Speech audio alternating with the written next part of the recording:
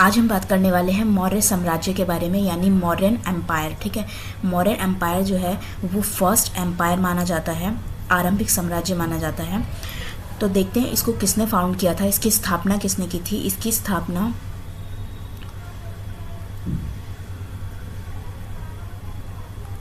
इसकी स्थापना चंद्रगुप्त मौर्य ने की थी।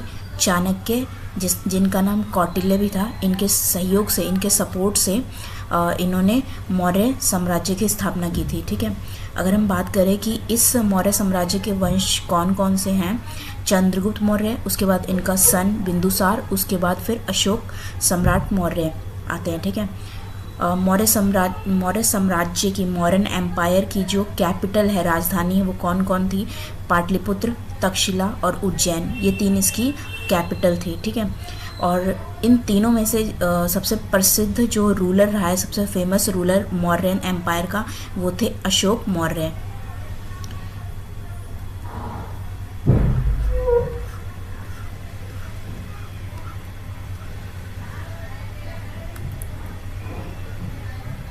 अशोक पहले ऐसे रूलर थे जिन्होंने अपने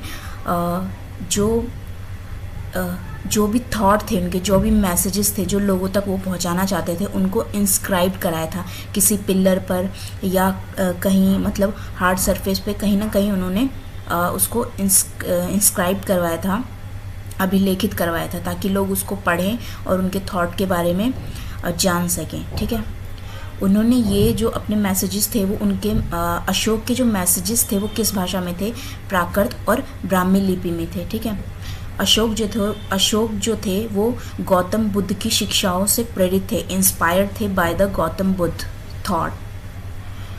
अशोक का एक ग्रुप ऑफ थॉट था, यानी स्कूल ऑफ थॉट था, विचारों को, जिन्हें धम्म कहा जाता है। ठीक है, जिसमें किसी भी गॉडेस की जो होती थी वो पूजा नहीं होती थी, और ना ही सैक्रिफाइस यानी कि बलि होती थी। ठीक है, अशोका ने एक ऑफिसर अपॉइंट किया था जिसका नाम था धम्मातम, जिन्होंने, इस धम्मातम ने क्या किया, इन्होंने जगह जगह जाकर अशोक के जो भी थॉट्स थे उनको लोगों तक पहुंचाने का काम किया।